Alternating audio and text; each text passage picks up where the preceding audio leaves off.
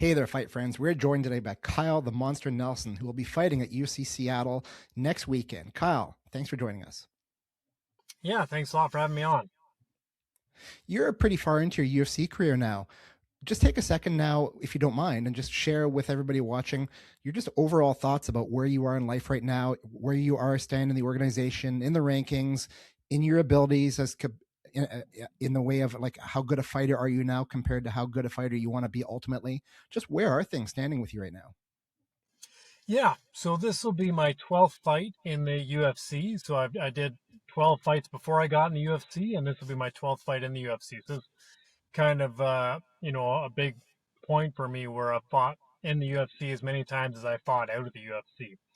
I'm starting kind of my journey up the lightweight rankings, but I do feel like everything's kind of come together much better in my career. Mhm. Since I've been with my fiance the last few years, my nutrition, everything's gotten a lot better. We made the decision to move up to lightweight, and I feel like that's been great. My training camps have been going a lot better and a lot smoother.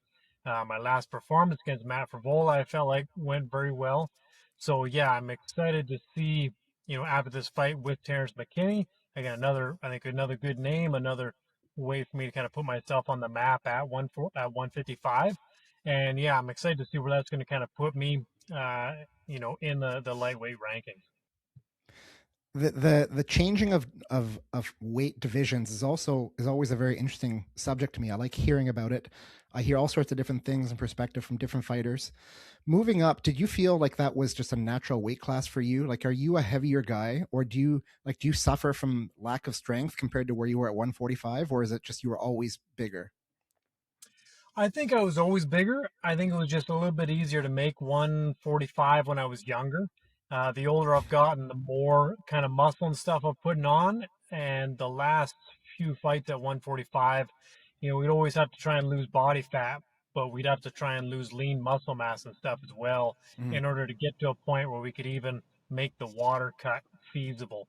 So we were able to get away with it, a little bit, but it just started to get to be too much, and I felt like it was taking away from not only my training camps but my performance in the octagon. Yeah, it's got to feel good not having to worry about that kind of stuff anymore. I mean, you still have to make weight at 155 or 156, whatever it is. But if it's not in the back of your brain the whole time, you can just even just relax a little bit. And sometimes that stress relief is a very underrated thing to have in your life. Yeah, absolutely. And like my training camps, now I'm able to push myself even harder. So I feel like, when I was at 145, it was basically like a weight loss camp. We would try Mm. and, dial in a couple things, but for the most part, it was really about nutrition and trying to lose the weight and getting the cardio in and stuff like that. So I didn't feel like, as far as performance wise, I peaked very well. I kind of, if anything, I kind of went down in like skill a little bit and like muscle endurance and cardio and everything.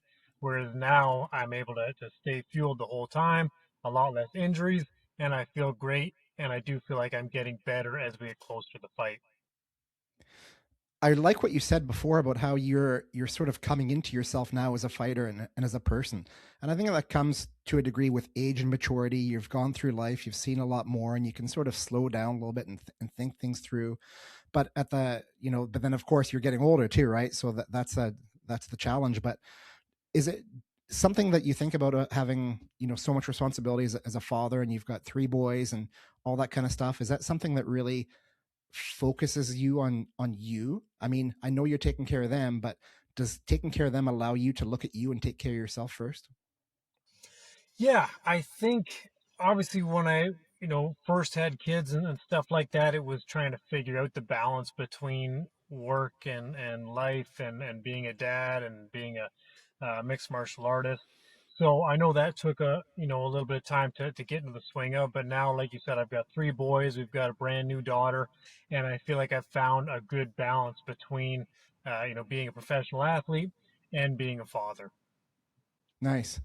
Talk about I wouldn't if you don't mind, talk about Crew LN, your head coach at House of Champions. Fantastic guy, really well respected, really knowledgeable. What's he bringing to your plate as a fighter right now?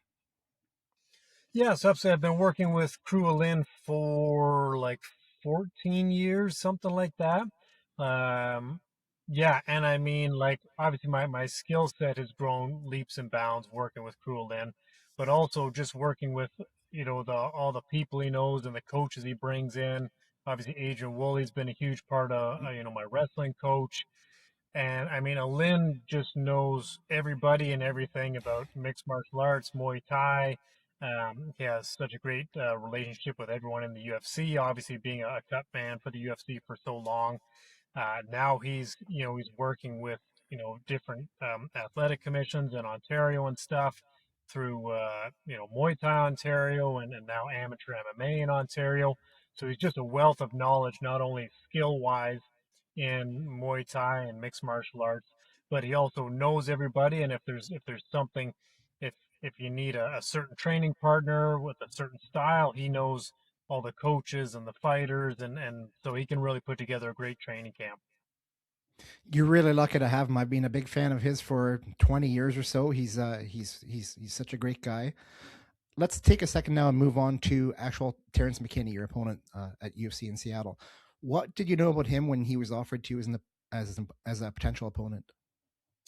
So obviously I knew the name. I had watched him fight a fair bit. Obviously he was kind of like a popular name, just because of such an exciting fighting style, coming out so fast and knocking people out or getting knocked out. So it was definitely a guy I knew, similar to the Matt Frivola fight, where like I let the UFC know we wanted to move up to 155, and I was kind of expecting sometimes you'll get a name that you've never heard of, Yeah. and then they offer me Matt Frivola. I'm like, wow, that's a guy I know of. Again, Mhm. had a ton of hype behind him. So it was like, wow, like I'm stepping right into 155, going right against a guy that I've heard of. And I was able to do well against him. And then again, same thing, right in against a guy like Terrance McKinney, who we're kind of fighting in his hometown. Big name, lots of hype, very exciting guy, and I think it just shows, that the UFC, they're putting me in there. They know I've got the skill set to go up against these Mhm. guys and put on a great fight, and I think come out victorious. When I don't know about other people, but when I follow the UFC and I follow fighters and their career trajectories and stuff, I sort of in the back of my mind get an overall feeling of how the UFC thinks of them. I sort of get the feeling if the fighter's on their way out or if the fighter's doing really well, just from the way Dana White talks and different media outlets and things like that. And honestly, my impression of you is that you are on your way up right now. Like they're giving you opportunities, you're taking those opportunities, you're performing well. So I think you still have, you've got a lot of future there for you. Just get a couple great wins under your belt, and your name's gonna be mentioned along with a whole bunch of others. Yeah, absolutely. I had a bit of a rocky start at the beginning, and then once I kind of got my feet under me in the UFC, I feel like it's been going great. And after pretty much every fight, whether it's Dana White or Sean Shelby or somebody always comes back, and they're even on some of my losses, they're happy with my performance and excited how I went out there and yeah, performed and put on a show for the fans and stuff like that. So I think even in my losses, the UFC has been happy with my Mm-hmm. performance. So it's exciting now to be on a bit of a win streak again and see where this is going to take me. Yeah, that's awesome. Kyle, is there anything that I didn't ask you that you think I should have asked you?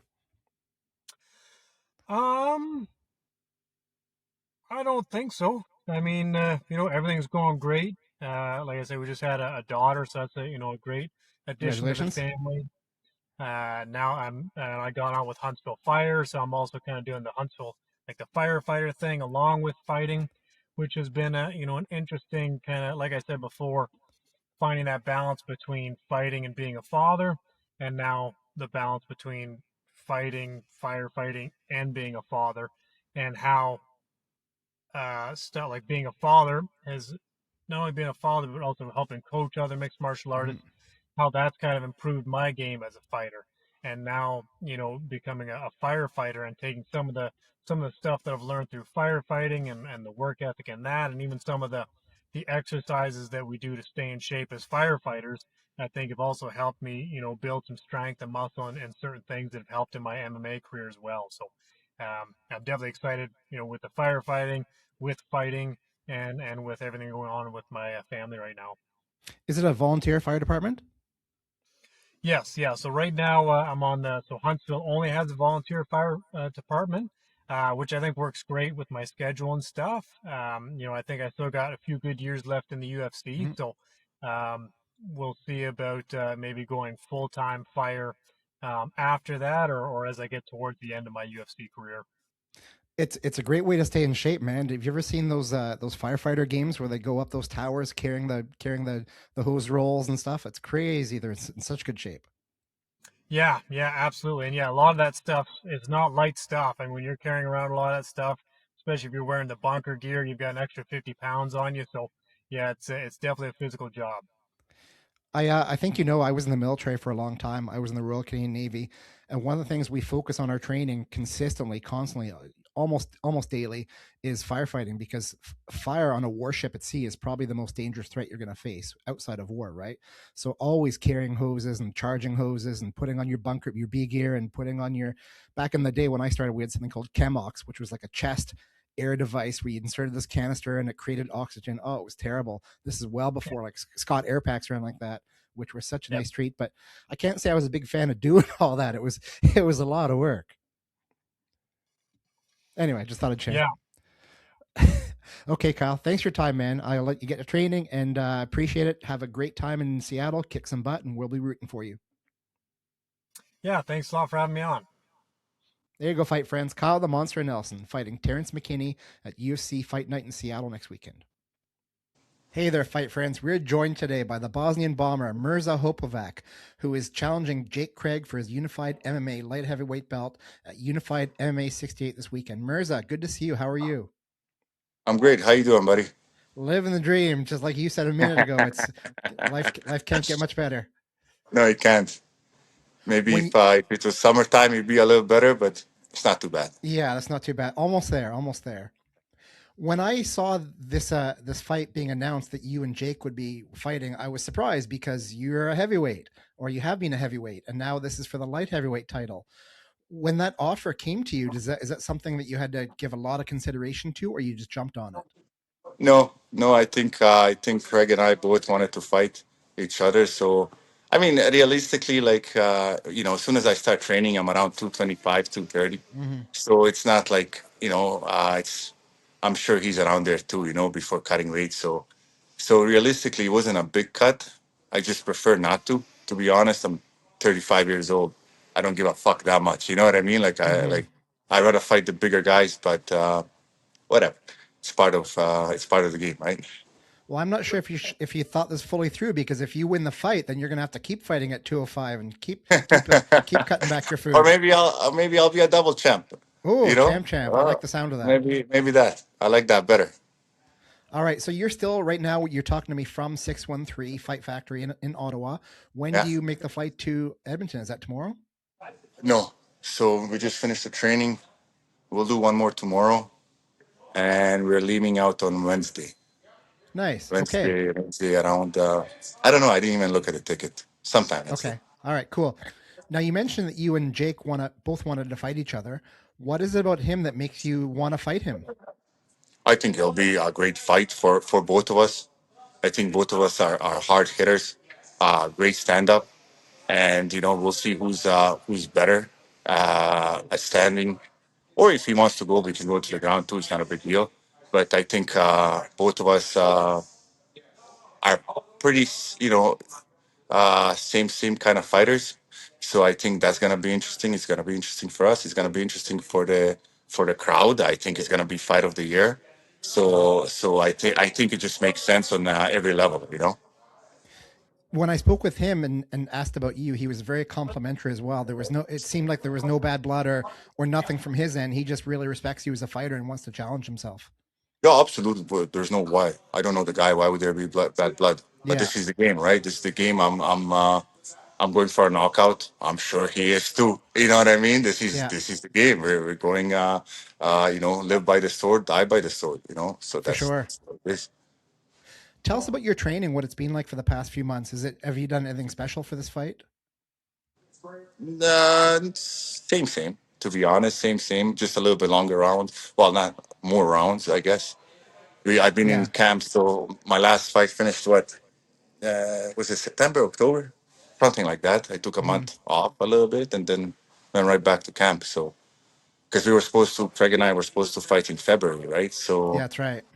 I've been in camp the whole time. So Now, when you're going through something like that and you're cutting weight, so you're probably a lot lighter right now than you have been in the past. Has that had any positive or negative physical benefits toward you? Like, do you feel lighter now? Do you feel faster? I think it's very positive. Like, you know, being 240, 250, I don't, that's not great for your body, for your movements, for anything. So now that I slimmed down this much, I feel great. Like I'm running around. I can put on my socks comfortably. It's Yeah. yeah. So it's been great. I feel faster. I'm moving better. I'm kicking harder. I got a lot more better movement, better flexibility. So Mhm. overall, I like it. I do like pizza too, but I like this weight. Mhm. I like so. Your main coach, crew Jeff Harrison, very well respected in the Muay Thai community. And I'm guessing, like, when you do a game plan for an important fight like this, is that mostly you, or is he involved in that, or do you have anybody else involved in sort of planning what you'll have to do? Well, it's mostly him. I mean, I am who I am, and he just works with me. You know what I mean?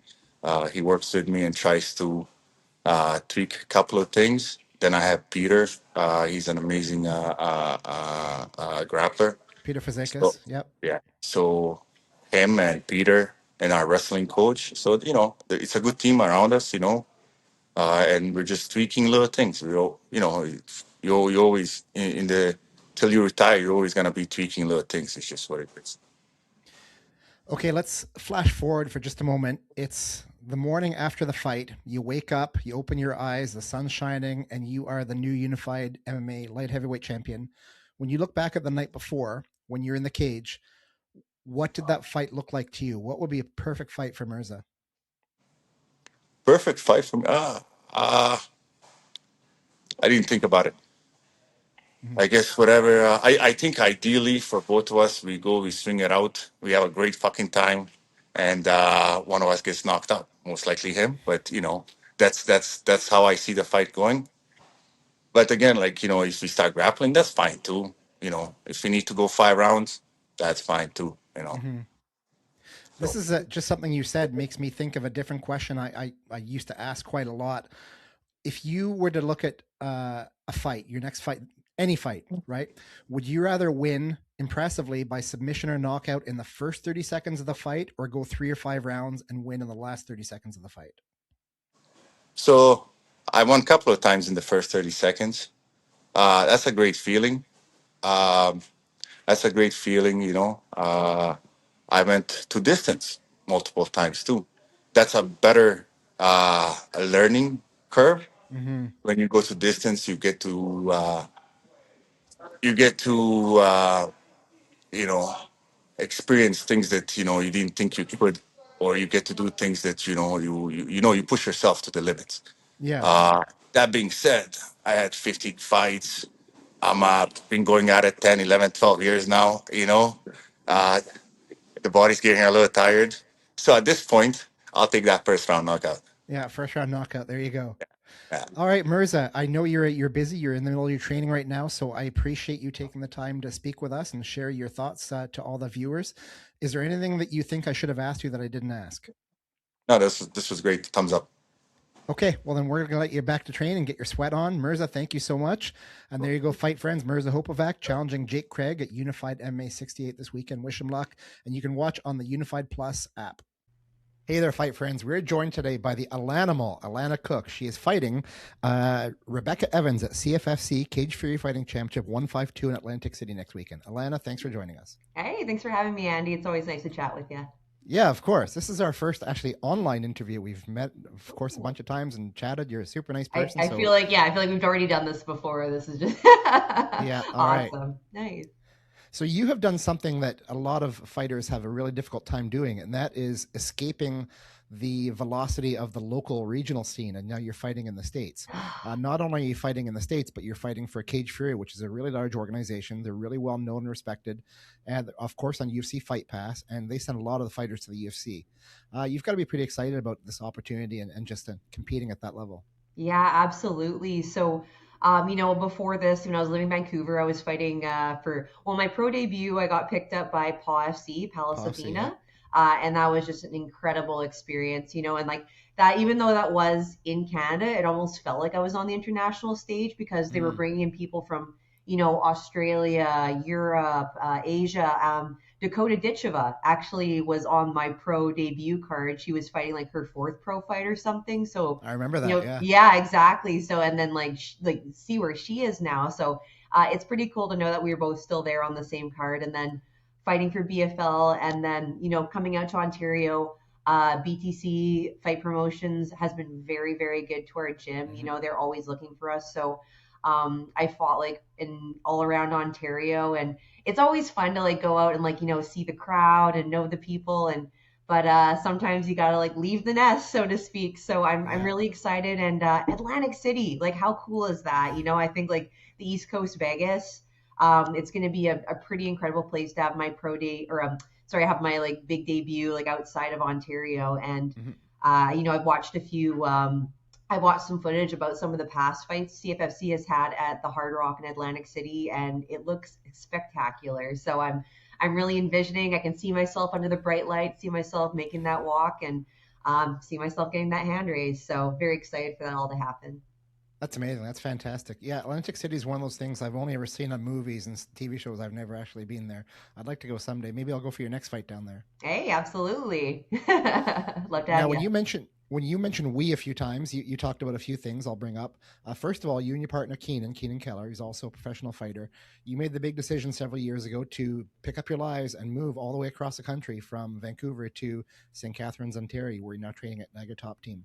Yeah. Now that you've had a year or two or three to reflect on that move and that decision, overall, what's your decision? Like, are you happy with it? I know you love Niagara Top Team, but just the whole move and away from family and everything.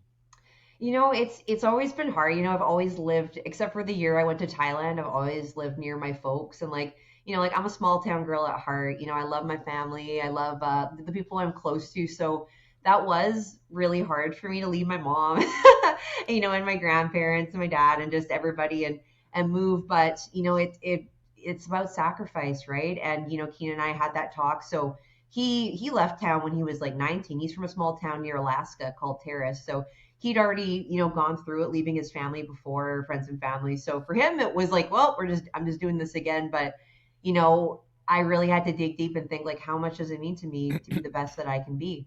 And for me at the time, Vancouver, while it's got so many benefits in training, amazing coaches, the partners my size were just not there for me. That was really the big thing. And then just having to be constantly cross training and moving it's a lot to drive, and we're doing a lot of strength and conditioning. There's not as many of those pro level practices as there are at Niagara Top Team.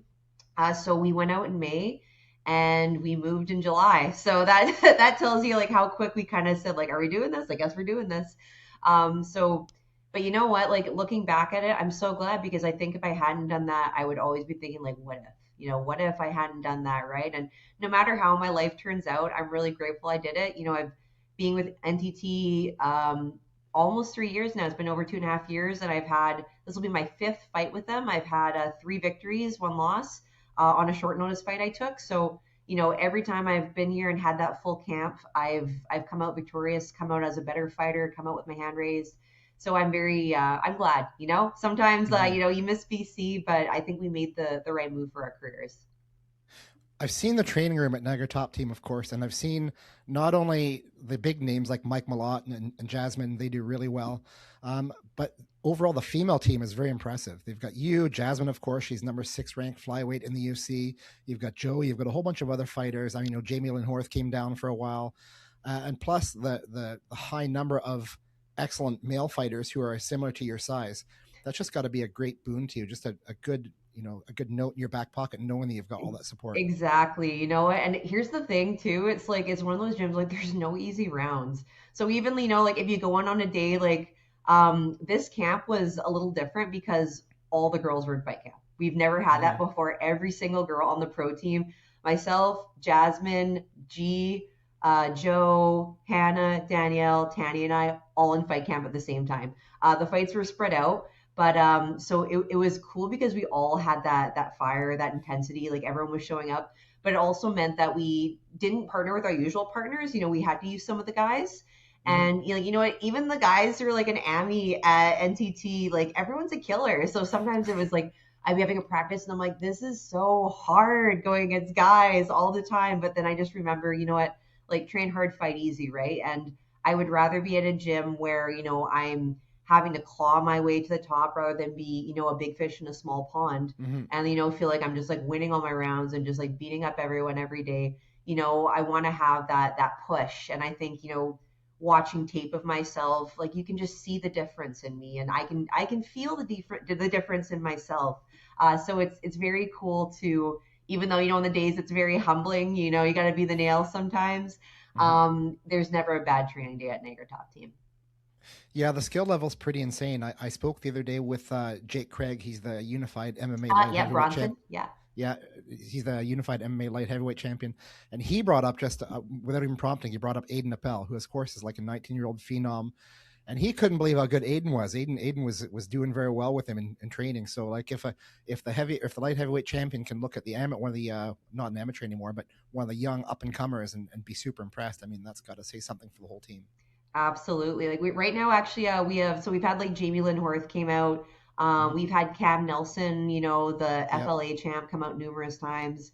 And right now we've got Adam Posner, who's the BFL champ. He's staying with us actually. So that was a nice thing too about us, is like we're still so friendly with like everyone in BC. Like sometimes like our gym fights people from back home, but like, you know, you don't take it personally. And then after the fight, like we're all cross training anyway, right? So Adam's with us. He's helping Mike Malott for his main event fight, and Adam is saying the same thing. Like he can't believe the talent level here and the great rounds he's getting. So it's just, I think it's one of those things, like you got to be here to kind of believe it.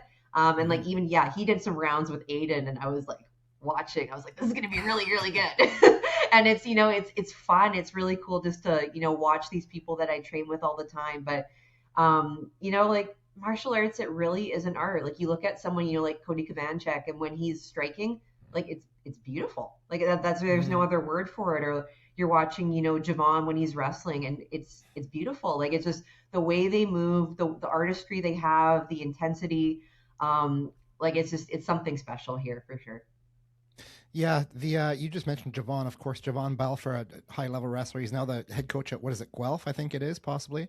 But he's I think is that or McMaster? I gotta McMaster. I gotta check with him. So he's the head coach of a high-ranked university program. And I remember a couple of years ago when I think Mike Malott, one of his first experiences training with Javon, Mike was so fucking pissed off at himself. You know, when you're like a very intense, high caliber athlete and you want to do perfection, and just he was so pissed off at Javon. I remember Mike walked up. Do I know what it's like to want to do perfection? Yes, Mike's like, Mike's like, fucking bullshit, man. Javon got this on me. I don't know how he did it and whatever. So that's pretty awesome. I know Javon is like just such a beast of like just a different kind of animal. And honestly, like, you know, training under Prickett and D-Marks and Jelly, like, you know what, they're masters, but I do credit Javon a lot with shaping the way I am as a wrestler. I've been doing a private with him almost every week since I got to NTT, and I think working with him is one of the reasons that my wrestling, like I always had good cage wrestling, but just my open mat wrestling, you know, my wrestling defense, my awareness has just you know skyrocketed since I came here. And like, you know, I'm actually seeing him in an hour for our last session before the camp. So that's always something I draw a lot of confidence from, is like I'm working with the best people, you know. And at the end of the day, you know, sometimes it doesn't matter, right? You could have the absolute best camp of your life and go in and get caught. You could have a terrible camp and then go in and still shine. But for me, going in there, having the confidence and knowing that I did the damn work and I did it with the best people, you know, even if, you know, regardless of the outcome, I'm going to go in there and I'm going to compete with my whole heart and, you know, fight as hard as I can to the bitter end. And yeah, no matter what, I think I'm going to be very proud of myself. Yeah, I'm sure you will be. You mentioned your wrestling, and I think your last fight I attended in person was your victory over Andrew Watson, and your wrestling was a distinct advantage for you in that fight. I mean, you pretty much, did whatever you wanted in that fight, and so that's got to be really comforting knowing that's in your back pocket and you've got that capability. That was a very fun fight. I don't think she expected me. It's one of those things like you can, and you see it in the people Jasmine fights, right? They think that they're ready for her wrestling, and then they're not ready. So like, this Andrea, I remember she said, she's like, I'm more than prepared for Lana's grappling, and she had like over a year to get ready for me, and then I took her down in 10 seconds. So it's just having that confidence is good. But I will tell you, like the drawback to that is I did have to learn my lesson. So last time I fought for CFFC, it was a short notice fight, and they brought me in to face Michaela Rampage. So she's a 6 foot tall striker. So I was like, oh, okay, perfect. Like I can, take her down. It'll be just like the last fight. And she wound up just like really sticking and moving and just kind of running away from me the whole fight, and I couldn't catch her. And at one point, my coach is like, you need to box, and I kind of was like, I don't have the confidence. I realized, I've relied so much on my wrestling. I think I'd kind of, you do the classes, but in my heart, I was like, I don't know if I'm confident in my boxing. So unfortunately I lost that fight, and I had to really do some soul searching. And I was talking actually with Zach Powell. So he's, he really helped me out. He kind of told me, he's like, well, you got three options, right? You can quit, which, I'm not going to quit. He's like, you can just stay the same, or you can evolve. And I'm like, okay, well, we're going to evolve.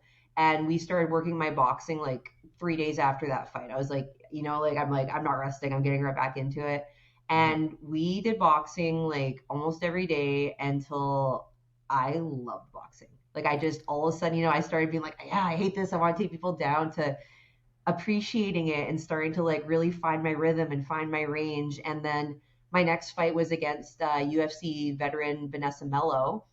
And I boxed almost the entire fight.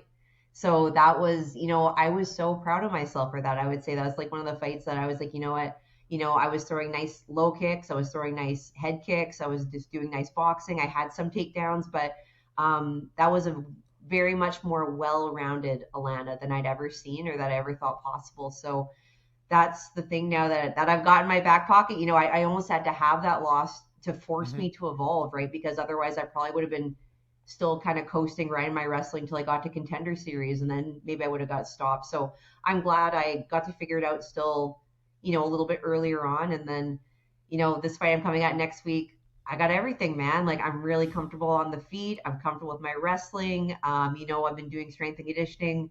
I got that Muay Thai style. So wherever this fight goes, I'm ready to take it there. And I know that, even if like the game plan changes mid-fight, now I have that confidence in all my abilities that I know I can still get the win.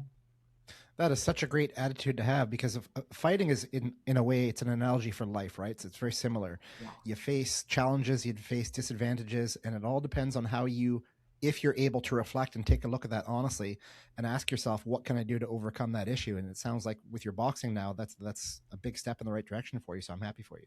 Absolutely. Yeah. It's, and I started playing, my first sport I ever played was soccer. So I got these big legs. I'm like, why am I not kicking more? So, just like taking advantage of this stuff. It's, I realized this too, a lot of the limits I've ever had are limits I just put on myself, and not like, like consciously, but it's just like, oh, I'm not a boxer. Oh, I'm not like a jits person. Like, it's like, well, why do I pigeonhole myself? Like I can do anything. So I think that was a big mental shift for me, just realizing like when it's not about like, my goal's never really been the UFC or like a certain record. Really, my goal has always been, let's be the best fighter I can be, and let's see how far I can go. And when I have that attitude, I feel like, the sky's the limit for me. So hopefully, this fight goes really well. I'm really excited for it. And then, we'll see what comes at the end of it. But, no matter what, this is the life for me. When you imagine yourself as the ultimate Alana, the ultimate fighter that you're ever going to be at some point in the future, you just mentioned the sky's the limit. Where do you stand right now in terms of your fighting ability compared to where you want to be ultimately? Like we also always have those, like, it's hard sometimes with martial arts, but like when you look at like a jiu-jitsu, like obviously, it's the grading system. I'd love to have my black belt. When it comes to MMA, I think we use rankings a lot to kind of see ourselves and where we fit. So something about this camp that's been very interesting is because I had to kind of change up some of my sparring partners, the people I would usually kind of measure myself against weren't there. So for a little bit, I was like a little bit unsure, like where do I stand here? And then I realized like it really comes from a place from within you, and like where do I feel comfortable? Where do I feel calm? Where do I feel like I've got my flow? So I think that the ultimate version of me, the version that I'm really starting to feel myself be, is just someone, yeah, who's comfortable everywhere, who knows where the fight is going to go. Someone who doesn't like. I remember I used to get so angry in some of my early fights. So if like I would just like just like see red and just go for it. And you know what? It serves its purpose, but I think the best fighters are the ones that are calm. And like now that I've really learned that, you know what, no matter what the like, Jasmine can be on top of me, beating the pulp out of me, and I'm still like, this is fine. You're gonna find a way out. I'm happy to be here. And I think that's just really what separates the lower level fighters from the higher level, is just having that calm and that confidence. And so like Mike Ballot, we were talking the other day, and I think he is such a great example of that too. He's been through so much adversity and really done the mental work, and you can really see it just talking to him, as he's ready for every situation. He's visualized it, he's felt it, and he's ready for it. So and that's something, I work with a mindset coach, Mindset Mike. We talk about that a lot about visualization. It's not just like visualizing myself winning, but it's also visualizing myself like, okay, well, what do I do if I come in and she drops me? What am I going to do if, she takes me down right away? What am I going to do if she starts stalling? I've seen myself in all these scenarios, and knowing what I'm going to do has been super beneficial for me. That's so critical. I know I've talked with Mike extensively and his coach, Danny Patterson, about some of the preparations they've done for his fights. So you said Magic Mike. How did you find him? Oh, Mindset Mike. Oh, Mindset Mike. I'll have sorry. to let him know about that. Hey, Magic Mike. I love it. Sorry, Mindset Mike. So no worries. How much time do you spend my friend Mel Zeman, so she's a professional fighter as well. Yeah, in BC. Yep. Yeah. So I was in her corner actually when she got that 20-second KO. And I just remember being in the back room with her, and I was like, Mel, you are like absurdly calm right now for someone who's about to fight. And she's like, I just feel really calm and confident. And I was like, all right, what's your secret? Like, usually I'm a mess in the backstage. And she's like, I've been working with this guy, Mindset Mike. And, leading up to my next fight for Nair Top Team, I was having like some anxiety about it, because I just, it's my new team. I'm coming off a loss. I want to perform well. So I reached out to Mike, and we've been working together for a long time now, and he's awesome. So we did a course together, and then now I just do check-ins with him every now and then.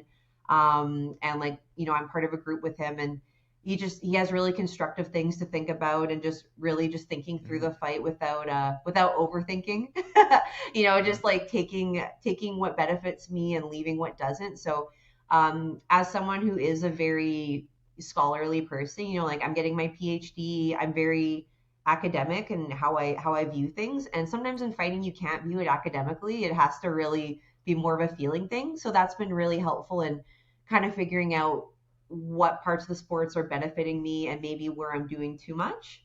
So it's just, I can't recommend enough working with a mindset coach. Like I tell people, like, you're going to work out every part of your body. You got to work out your mind. You got to figure out something like, and people will say like, oh, it's boring, I don't want to journal. I'm like, well, no one does, but like, you don't want to also do sprints, and you do them. So it's about doing also the stuff that maybe you don't want to do. It's just, it all comes out in the end, and it's all contributed to me being a better fighter. That's great to hear. Okay, let's move on now to your upcoming fight against Rebecca. When you were offered her as an opponent, did you know who she was, and what do you think about her now that you've had some time to get ready? So actually, they'd offered her to me before, like the year before, but I was already like in contract to fight Nicola Kasperska. Yeah. So I was like, I'm already in contract, and I know you're looking for something, and but I was like, just keep me in mind for the future. It looks like a cool opportunity. At the time, Rebecca was 3-0, and then my manager Josh Hill was looking for a fight for me in January. He's like, hey, we've got this offer from CFFC, Rebecca Evans, and I sent it to my coaches. They said, yeah, we want it. We agreed. Took a few days. They said, yep, and like, there you go, easy peasy. So I hadn't had her name on my mind too much, just because there's so many girls. Like, well, there is and there isn't, but you don't want to get too. There was one girl I had in mind, but she was getting surgery, so it's like you're just constantly looking. And then we said we think that this is a good match for me, and it's gonna. I think fighting her is gonna make me a better fighter no matter what. So I'm really looking forward to this challenge. Awesome. When you anticipate your fight with her, and you say it's the day after the fight, and you're reflecting, you're looking back on what transpired and led to your arm being raised in victory, what does a perfect fight look like to Alana Cook? Oh gosh, the perfect fight. You know what? I don't always visualize how it looks. I visualize how it feels. When you talk about the perfect fight, I would say one where I go in and I feel like I'm seeing the move before it happens, where I know what I'm doing, where like I'm having fun. I get to do a little bit of everything, and I get to show what I'm made of. Maybe I go through some adversity and I come out the other side. And just that feeling of pride and that feeling of confidence in my abilities, for me, that's the perfect fight. So that last fight I had against Vanessa Mello, that came pretty close to it. I gotta say, maybe visually it wasn't a complete one-sided victory. It was definitely challenging, but I remember when I was waiting for them to announce the winner, I remember thinking in my heart, like, if for some reason the judges didn't see it that I win, I feel in my heart that like I couldn't have done any more, and I'm very proud of myself. And I got my hand raised, so that was just icing on the cake, really. So for me, it's just a fight where I compete with my whole heart, and I have so much fucking fun. And that's what it's all about, right? Because if like I used to let it stress me out so much, and now I'm like, if I'm not having fun, then what's the point? Like, what is the point of all this, of trying so hard? And so sometimes it's easy, you get caught in the weeds, and just taking that moment and looking and being like, man, I am so grateful to be a professional fighter. Like, how many people get to be a professional athlete in their 30s as a woman, like financially, and also just getting the support from people. Like, there's countries right now where women aren't even allowed to play sports, and I get to make a living doing it. So just really, it all comes down to gratitude. That's the big thing for me. I'm just, anytime I get to spend in that cage is a blessing. Well, it sounds like you're in such a great spot in your life, both personally and professionally, and everything that you've got going on for you. I'm pretty happy for you. And I just want to ask you before we get going, is there anything that you wish I would have asked you to talk about that I didn't ask? Oh, that's a great question as a journalist, isn't it? Just so in my corner, it's going to be Matthew Jelly. He has, did pads for Wei Lee, quartered her when she won her belt. So I got some pretty good cred there. He's worked with absolutely everybody. He's been in Jazz Corner for a long time. So Jelly's the man. Really excited to have him there. Yes. My partner Keenan Keller is going to be there. He's been at every fight I have. He's been my rock. He knows the fight game inside out. Really glad to be there. And Tisha Guthrow is actually going to be coming with me as well. I love Tisha. He is such a fun, exciting fighter. He is just mentally bulletproof. He's so good to talk to anytime I'm like, struggling or having a bad day, and he sees things very well. So I think, with those three guys on my side, like how can I do anything but fight to the best of my abilities? And one thing that's really fun too is you'll notice on my banner when it's there, I did this last camp too, is I had a lot of friends who wanted to sponsor me, but they don't have businesses. So I said, well, if you give me $100, I'll put your pet on my banner. And so I got a whole new crop of pets for this banner. So they're really cute and they're on there. So pretty fitting for someone who's called the Alanimal. And who was your first sponsor for that? My first sponsor. Yes, exactly. So thank you, Andy. So your daughter's kitty is going to be on there too. And I just saw it, and it is so cute. So thank you so much. I appreciate that support. Well, it's for my daughter Olivia and her cat Rory. She's such a cute little kitten. So Rory's going to be on UFC Fight Pass. So I said, maybe you'll never be on Fight Pass, but your pets will be. So there you go. Yeah, that's awesome. Okay, Alana, thank you so much for your time. I know that, especially like the week before a fight, and you've got so much going on in preparation. So time is the most valuable thing you have. So I truly appreciate it. I wish you the best of luck, and we will talk to you after the fight. Awesome. And sorry, just one more second too, if I can just take a quick moment to thank all my sponsors. So De La Terre Bakery, Primus Diaz, Lakeside Recovery, the Toronto Fight Shop, Creative Dynamics, the Family Fight Cartel, Pump Supplements, Really, really appreciate you all. You're amazing. And I also have so much local support for things like meal prep, food, clothing, supplements. So it really takes a village, and I really appreciate you all. Great, Alana. Thanks for everything again. And there you go, fight friends. Alana Cook fighting at Cage Fury Fighting Championship next weekend. Make sure you watch her on UFC Fight Pass. Hey there, fight friends. We are joined tonight by Jonathan Ramsay, a Quebec mixed martial artist who is making his first foray into international territory when he goes to somewhere in the States, when he goes to Atlantic City, New Jersey to fight at Cage Fury Fighting Championship number 152. John, it's good to see you. How are you? Good to see you. I'm doing good. Thank you. How are you? I'm also good. That's our second or third time we've said that, so it finally worked out. So as I mentioned before we got cut off, there's quite a distinction between when a fighter starts off, you start being a local fighter and you fight, in the area where you live, and then you make a transition to an international fighter or somewhere you go to a different province or a different country. Yes. Cage Fury Fighting Championship is a very well-known organization. They send a lot of their fighters to the UFC. How is that you got connected with them? I get connected by a first round management. My manager bring me that fight occasion against Manny Morales. At the beginning, I was checking out the promotion, and I knew Cage Fury for a long time. It's a big promotion. It's a good promotion. Johan Lanes fought there. Yeah. I got a couple of friends in the American Top Team that fight for Cage Fury. So I knew it was a good promotion. So when they bring that on the table, I was like, I just moved for the US. I was in Canada, but I had a business in Canada. I just sold everything down there, my house, my business, everything. So I was like, it's maybe there for a reason, so let's take it. Let's just go take it. And they offered me a four fight contract. So I got 4 fight with Cage Fury. And yeah, I think they're gonna help me a lot since I got the long-term contract. And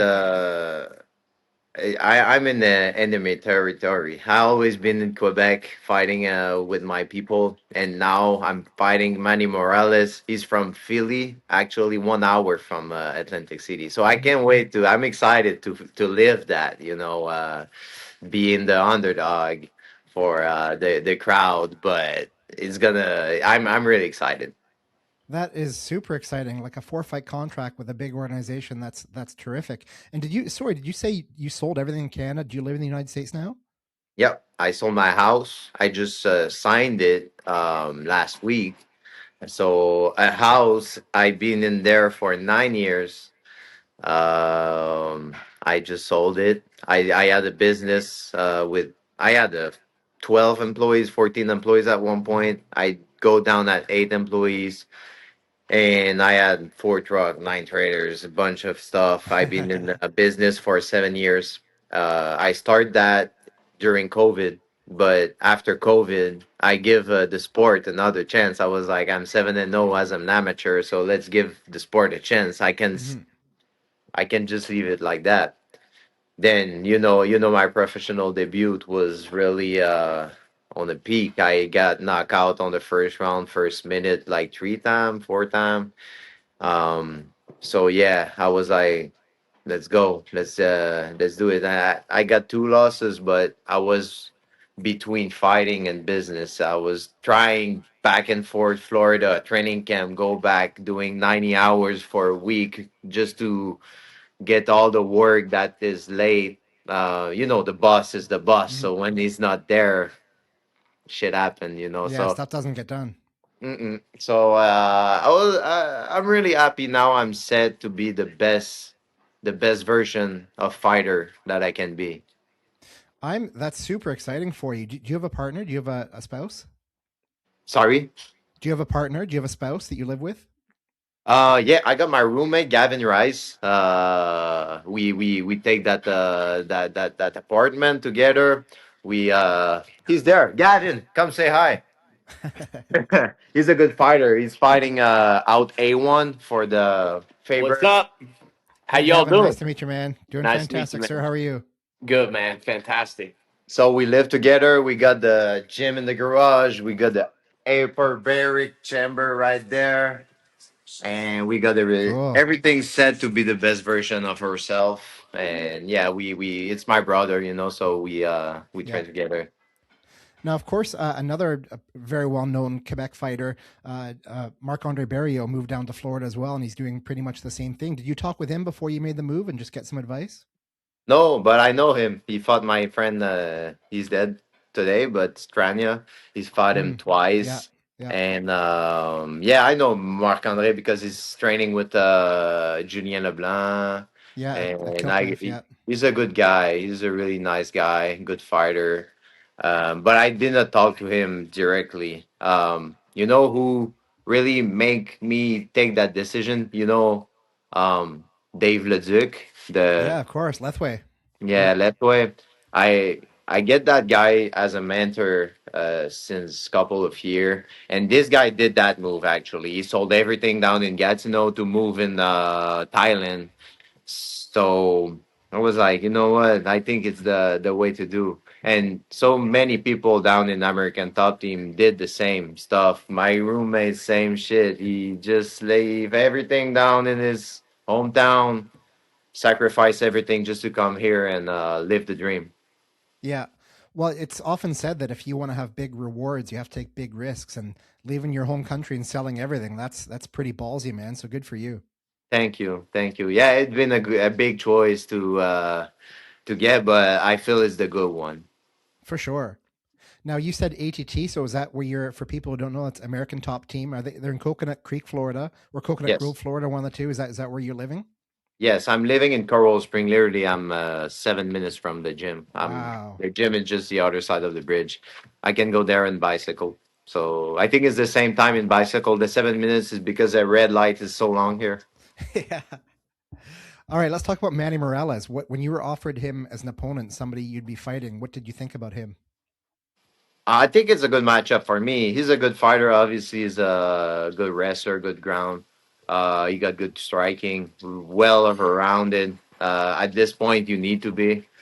So I am. I train in the American Top Team. Hmm. The guy are really good everywhere. We got the best striker. We got the best wrestler. So my wrestling getting way better. I got the American wrestling into in me a little bit more than I was. So I can't Hmm. wait to show up, you guys, what I get now, what I got. Yeah, it's funny. There's a lot of guys who are good at grappling. It's just they really like striking. So of course the fight when it starts, you're on your feet, and so you're going to be punching and kicking to start. And Yeah, you're really well known for your striking. I mean, your last win over Ashmish Regi was devastating, man. It was a beautiful KO. You just everybody who was watching that fight knew coming in that it was going to be fireworks because both of you have heavy hands. And man, you just took it to him. You look great in that fight. yeah, yeah. I mean, that was the plan. I wanted to do highlights on that one to get myself into a good position because I had to defeat, but I feel the defeat was into a part of my life that was into back and forth Florida Hmm. and my hometown, trying to deal with the business, trying to deal with problems on the business and stuff. So yeah, shit happened. But now I feel yeah, it was the thing to do. Highlights because I had a win, but it was a decision. Then I need to show the people that I Hmm. can still knock people out on the first round. So that was the plan. Well, the ultimate goal is I haven't asked you this, but I'm willing to bet the ultimate goal is the UFC as it is for everybody. And you came really close to being with them already once. It didn't quite work out, but you're obviously on the radar and they know who you are. And I think you positioning yourself in Florida, get some good wins under your belt, that could only benefit you. Yeah. Um, I mean, I went to Tough. You remember, I went to Yep. Tough. I was alternate, so I get back.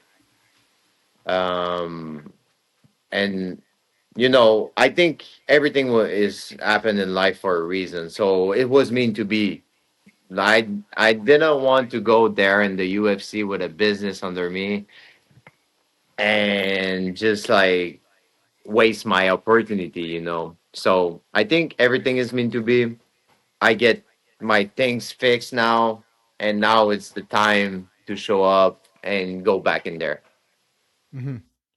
We've only got a few minutes left, so I'll ask you this question. If you fast forward to a weekend from now, you just finished your fight against Manny Morales, your hand was raised in victory, you won the fight. What did that fight look like? How did you win the fight, and how did you take it to him? I mean, against Manny Morales, it can be anything. The guy like to scrap. The guy like to strike. Obviously, he's a good wrestler, good grappler. So I don't have any expectation. I'm ready to go everywhere with him. If you want to go on the ground, we can play there. I like it. If you want to stay on the feet, I like to stand and bang. That's my style. You know me. So whatever happened, I'm ready for it. Awesome, man. Very last question. Is there anything that you wanted to talk about that I didn't ask you that we should talk about?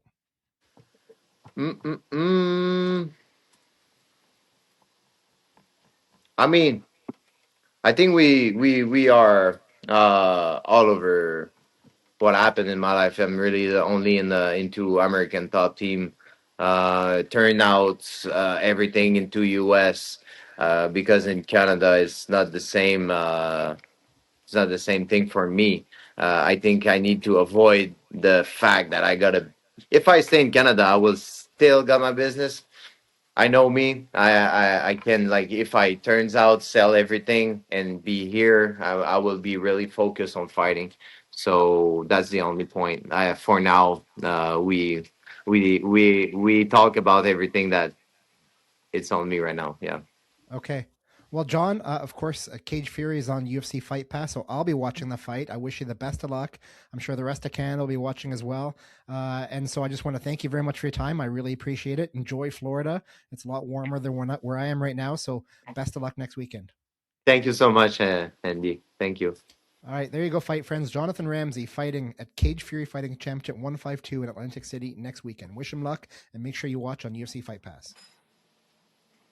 Hey there, fight friends. We're joined today by Mehdi Zeidvand, who had been scheduled to fight TJ Laramie this weekend at Samurai MMA 18 in Laval. Unfortunately, just yesterday, the day before, we found out some bad news. Mehdi, I'm sorry, man. Would you mind just sharing with the people what the news is? Yeah, hello everyone, and hello Andy. Happy to see you again. Yeah, yesterday was a tough day because I've heard the cancellation of the fight due an injury from TJ Laramie. But we know this is a part of the game and we cannot avoid it. But it's a little bit disappointing and sad because I was well ready for this fight. I had some great camp in different cities. I was working with different coaches. I was well prepared for this fight, but unfortunately, the cancellation and injury is part of this game, and we cannot avoid it. But it's still a little bit disappointing. Why? Because there was no backup opponent. Mm-hmm. You know, Mm-hmm. so at least we could have do something. You know, if one of us get injury. But you know what? I always see good in anything, and yeah, they offer me to fight a catch weight or 155, but my cutting weight was a little bit different, right? So I had more pressure on my body than whoever wants to fight at 155 that hasn't started even cutting weight. So I see this part. This is a technical part, and you have to have a detailed eyes and be so technical to know and understand this part. Mm-hmm. You know. It's something that most people don't really understand the effects of weight cutting, and at your level it's a very precise thing, right? Like you have to plan for it weeks and months in advance. You have to start a long time before before fight night. So it's really difficult to change any of that at the last minute. That was my point too in the beginning. I said I've been in cutting weight for a good amount of time, and then last minute they tell me to change the opponent and completely change the plan, change the style, another weight class. It was a little bit difficult time for yesterday to deal with. Yeah. What was the first thing you thought of when you were told? How did you find out, first of all, and what did you think of immediately?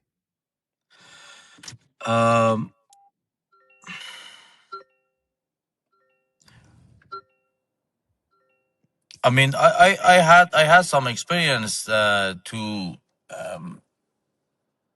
So you had some I had experience? some experience. I got injured a few times, but I still fought with my injuries, right? But if I say yes to them, if I gave my word, I walked towards the two, right? But it was a little bit disappointing. I don't know. I cannot judge anything, but I fought with my broken hand. I fought with my popped out shoulder. You know, I've seen myself and I've got this experience myself too. But I was a little bit shocked in the beginning because um, I had a good and long camp for this fight. You know, so I was so disappointed. I was feeling so sad for this cancellation. I have no doubt. Let's look at it from TJ Laramie's perspective for a moment. Like I understand you're very disappointed, and you've fought through injuries before. When you got a guy like TJ, apparently was it a neck injury? I think I heard. So like, I don't know if you want to be messing around with a neck injury and going into a fight when you're not fully He knows. healed. So Yeah, that's yeah, just for one thing sure, to for think sure, of. for sure. Everybody has his own its own reason, you know. But you ask me if how I think and how I feel. I say I fought with my broken hand, right? I fought with my popped out shoulder, you know. So this is maybe someone tell me, oh, this is no this is not professional, but I did it. This is my experience. This is what I've gone through, and yeah, I think if for next fight, I'm not sure if I'm gonna fight TJ Laramie because it's done, it's over. I put it in it's done, you know. If even if he asks me to fight again, I'm not sure if I'm gonna fight him because I was well prepared for this fight, and I'm ready for next one. Yeah, I'm ready For for next sure. one. It's probably too early to talk about that Yes. yet, but what can the next one be? I mean, you're ready now. Are you ready to fight now, somebody, or do you need another whole training Yeah, camp, for or sure. do you have any For plans yet with sure, your coaches? I need another camp for the next one, you know, because um, um, again, everybody is different, and I'm different too. I respect your differences, and everybody should respect my opinion and my perspective, right? So someone says, okay, last minute, a lot of things last minute happen, and this and that, they're gonna replace. Okay, they can replace, right? But you make 145, and then I accept it. You put one, two, three options, opponents, right? But at this level, okay, you wanna make 145, that's okay, and then we can fight. Not without not a few days before they tell me. Yeah. So what happens now, Mehdi? You're still disappointed. I think you're still keeping busy. Are you just going to take a few days off and just eat a bunch of food and then just go back to training, or are you going to just get right back in the gym immediately? Yeah, for sure. I need a few days off, completely off of mind, off of training, off of any strategic, off of any technical um, experience and technical gain.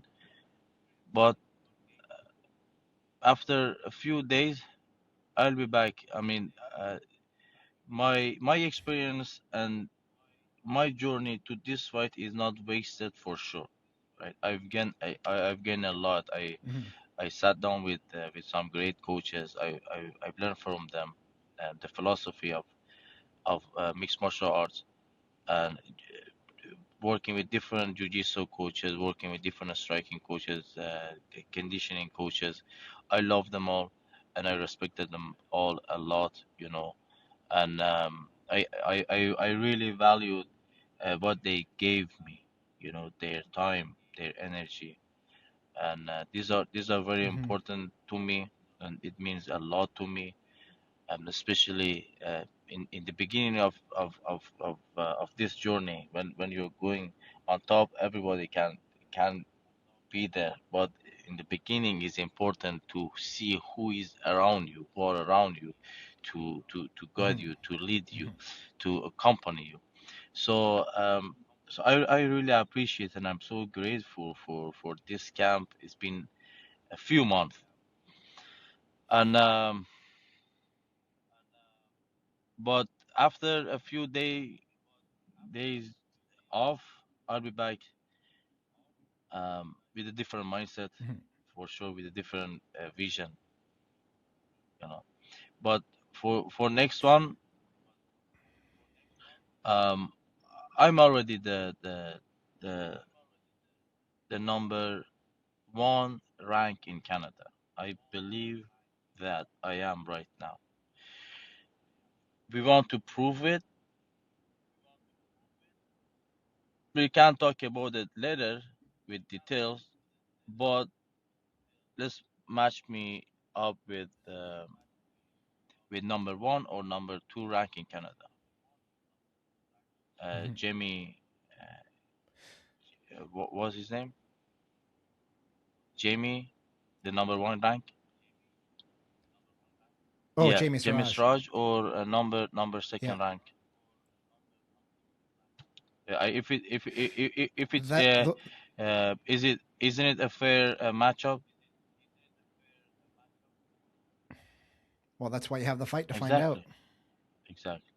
I believe I already have the crown above my head. You know, that's why this is what I'm asking. Have you also considered another option? It seems like a lot of high-profile Quebec mixed martial artists are going down to the United States. Jonathan Ramsay, Tommy Morrison, they have their next fights in the United States. That could be an option for you too. It can be too, but where I'm living first, and I have to be the number one rank where I'm living. You know, and then Yeah. and then Yeah, you're gonna clear out the house. and then I can go to different continental. It's called, like, I can go to Europe, I can go to US, I can go to Asia, different continents. Right? But where I am right now, I'm in Canada, and I think I deserve to be the number one rank in Canada too. So if it's a fair matchup, let's match me up with number one or number two rank. It's simple as that. Well, there's a Battlefield Fight League happening in May, and as far as I know, let me double check for you, Mehdi, but I don't think Jamie Siraj is matched up yet. So the next BFL is 87 on the 7th of May, and I'm double checking. Yeah, I don't see Jamie Siraj on there right now, so that could be something for maybe your management to reach out to Battlefield and find out if that's a fight that can happen. It can be possible, but right now I do. And then one thing, I don't have a manager, and I've been dealing with Samurai for the last fight. You know, a lot of back and forth. I need Mhm. to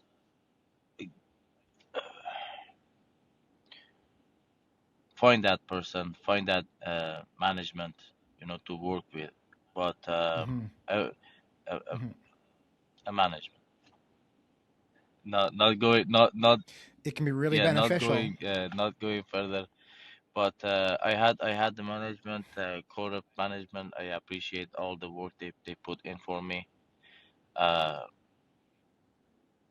they were so great, and we'll see what's gonna be next. Yeah. For sure. Okay, Mehdi, I know you pulled Yeah. over your car on Yeah. the side of the road to talk with me right now. So the most valuable thing we have in life is time, and you mentioned that with your coaches, all the time they put into you. So I just want to thank you. I appreciate your time that you gave to me and to our viewers today to share your Thank you so story. much, Andy. A few times we've seen each other in person. Whenever I see you, it makes me happy. You're a great man, and good energy, good vibe. And that's why talking to you is always a pleasure. And I'm always happy to talking to you and sharing my journey, sharing my upbringing, sharing um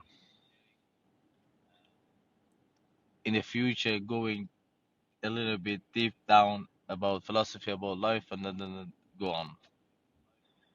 But thank you Well, so Mehdi, much. thank you so much. That means the world to hear that Yeah, from you. Thank you. You're a person. wonderful man too, and I really value you. So Thank thanks you for so much. everything. And I guess we'll call it a wrap for now. There you go, fight friends. Mehdi Zeidvand. I'm very disappointed. Won't be fighting TJ Laramie this weekend, but the future is bright for him. So make sure you keep your eyes focused. Follow him on Instagram and other platforms, and you'll see him go really far someday. Thank you so much. Goodbye, everyone.